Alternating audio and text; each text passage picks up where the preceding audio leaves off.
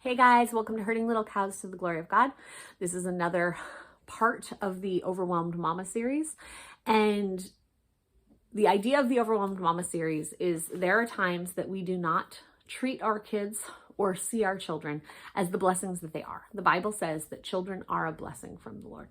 And there are times that we, in the craziness of the world we live in the craziness of like the affairs of our household, and just in the craziness of what we allow in our minds, we sometimes see our children as a burden that they really aren't. And we are instructed as parents to teach and train our children in the ways of the Lord and to help teach them to obey. And when I say this, we're going to talk today about discipline, and I'm not talking about what the actual act of discipline is, because I know people can get all up in arms about different parenting techniques, different ways you choose to discipline, and that's not exactly what I'm talking about. I'm talking about being clear with your children of what your expectations are. And when they don't follow those, disciplining them, teaching them, training them, correcting them, so that they know what those are for the future. You'll see as I start talking. But I think we can a lot of times cause our kids to be burdens in our mind because we're not giving them clear guidelines of what we expect of them, behavior that we expect, attitudes we expect, maybe the chores that they're supposed to do, those types of things. When we don't give them clear expectations, they will try to push those boundaries. Children actually really do enjoy boundaries, and it helps them to actually be more free in the world around them when they know this is what's expected and here's where the line is. When they think they can always be pushing the line, instead of exploring and being creative within the safe place that you've made for them, they're pushing the line to see where that border is. We as adults do that. Like, oh, did God really mean that I wasn't supposed to eat from that tree of the knowledge of good and evil? Did God really mean that adultery was bad? Did God really mean that drunkenness was bad? We, as humans, tend to push that limit instead of saying, God has set a border and we should stay within this safe side of the border and be creative and glorify God in the ways that he's given us that are good. And putting our energies into that instead of, where's that line? And can I move that line? With God, we can't move that line. And if we're paying attention, some of us realize a little earlier than not that that line can't be crossed. And so how do we help our children to see where that line is and then be able to stay within the safe confines of what we made? So first, as a parent, and I know these things are really hard, but it's talking about being consistent with discipline. If you say, little Johnny, we're not going to jump on the bed, and then you get back on your phone and start scrolling, and little Johnny's still jumping on the bed, then he's going to think next time you say, Johnny, we don't, whatever, maybe this time we do, because mom didn't correct me. So being firm with whatever that is you say. Make your yes be yes and your no be no. The child who asks, Mommy, can I have a snack? No, we're not having snack right now. Like in our house, we have snack at 3:00. And there might be a reason that changes. But for the most part, if a child comes and asks me, Mommy, can I have snack? I'm going to say, is it 3:00 yet? And if they say no, it's going to be like, nope, not time for a snack yet. Again, I might change those rules. I might say, oh, we're going to have snack at 2:30 today because we got to get out the door and that's what we're going to do. But if every time Johnny comes and asks and I say, no, we're not having snack yet, and he's like, please, oh, please, oh, please, I'm so hungry. And you say, okay, I guess so. Well, then Johnny thinks next time, oh, please, I'm so hungry, is going to be the answer again. And you're going to find yourself having to continue to repeat those things. So let your yes be yes and your no be no. If you say, no, we're not having a snack right now, don't have a snack right now.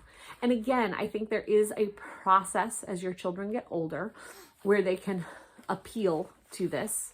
So I have some older children in the house. For those who don't know, mom, dad, 7 kids live in the house with an 8th one in the womb and 2 already grown. So our ages at home are 16, 13, 11, 8, 6, 4, 2. So sometimes the 16-year-old and the 11-year-old will, 16-year-old and 13-year-old will come to me, let's say about the snack, and they have a really good reason. Like, Naomi might come to me, she's the 16-year-old, and say, after supper, hey mom, can I have a snack? Because I'm really hungry. And I say, no, we're not going to have a snack right now. And she's like, mom, you asked me to go take the 2-year-old out because he was throwing a fit while you were doing that thing, and I didn't actually get to finish eating. Would it be okay if I had a snack? And I'd be like, oh, yes, okay, there's a reason behind this, and yes, you appealed nicely and all of that stuff. But mom, why not? Doesn't get a snack.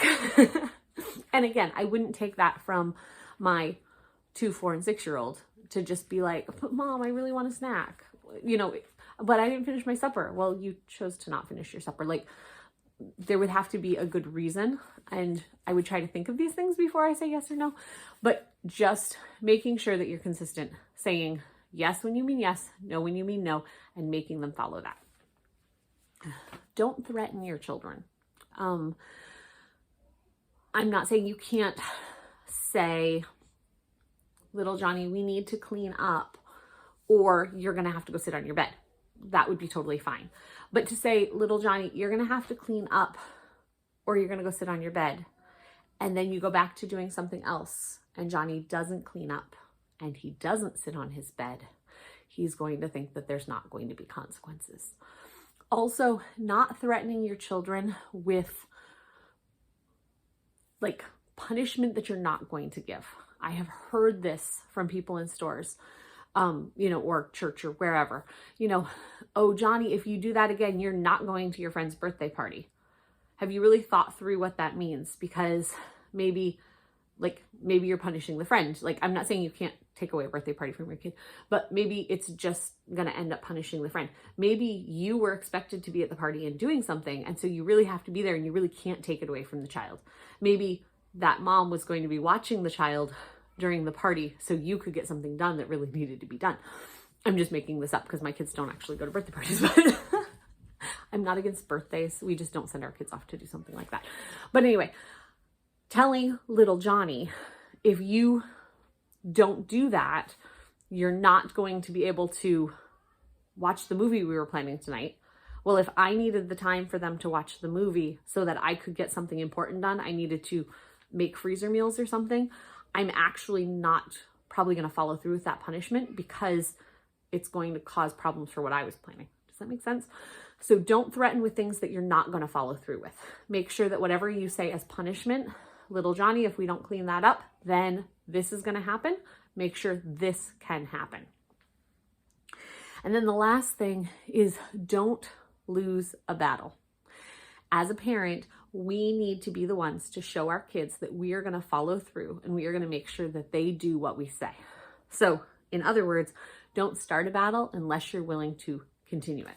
And I know this can be super, super hard because I have children who can be disobedient at times. I know we have people that are like, oh, it's so good that you just had naturally good born children. No, they like to push the button sometimes. And so I remember there was one child who refused to say thank you to grandma for some ice cream bars she had brought. This was years ago, but refused. And it was something that I didn't even know I was starting a battle. When someone gives us something as a family, we ask the kids to say thank you for it. So it was something that was kind of expected of them. And it wasn't something that I thought was going to cause a big problem. But once that child refused to say thank you, I had to make sure we followed through with it. And it became a battle that they refused to say thank you.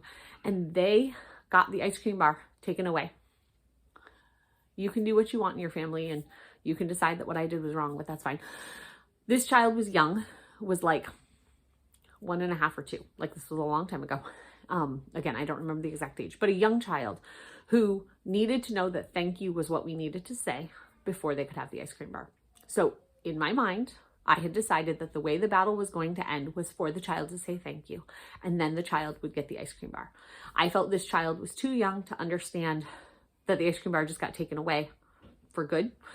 I wanted them to have a finalized process of I say thank you and then I get the thing. Not I want you to fight about it to say thank you to get the thing, but in the age that they were, this made sense. So I went into it saying, this is how, like in my head, saying this is how the battle is going to end.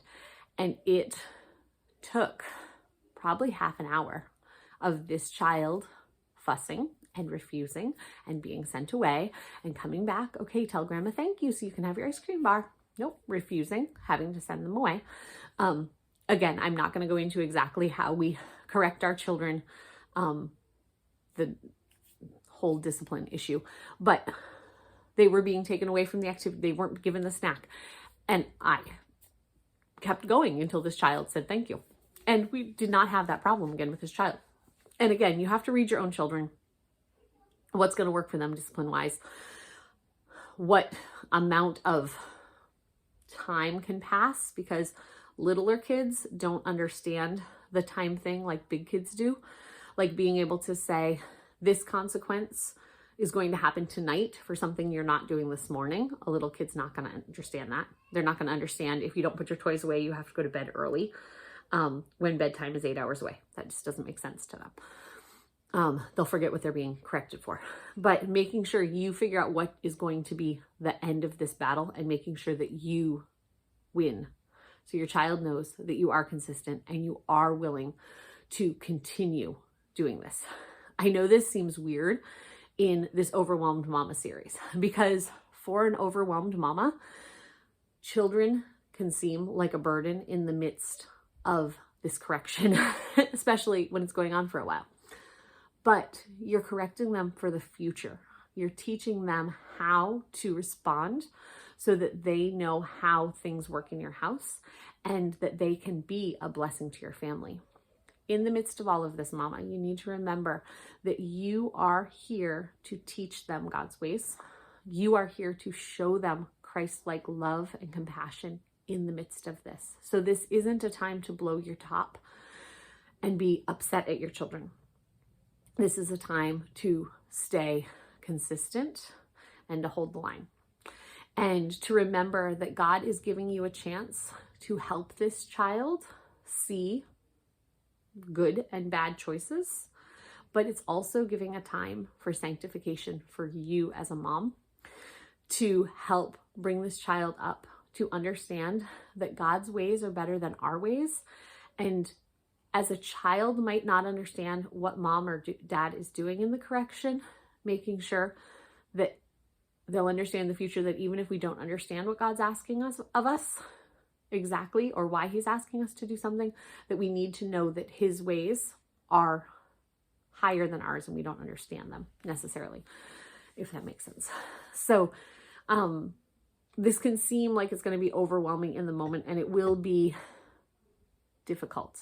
But if you remember that this is the job that God has given us, to be able to help our children to learn about the world around us and how things are handled, and making sure that you're not causing your children, you're not exasperating your children. That's the word I want, right? Yeah.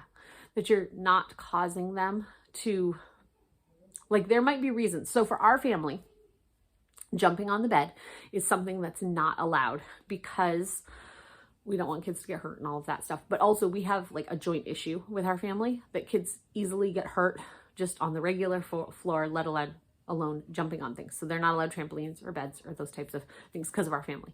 I don't think those beds are, you know, like jumping on a bed is an evil thing. But knowing that there are house rules, and this is what daddy ultimately and mommy have said are going to be the rules of our home, we need to obey and listen to the authorities that are put over us, like in Romans 13. So again, this was just to challenge us to be consistent in teaching our kids, but also challenge us in the midst of this to be showing those fruit of the spirits and realizing that God's using these times of correction of our children to sanctify us to be closer to Christ. So making sure that we're doing it for things that are good and right and noble in God's eyes, instead of just, I'm frustrated with you, so I'm going to tell you no and then not follow through with it. So thank you guys for joining us on Hurting Little Cows to the Glory of God. See you next time.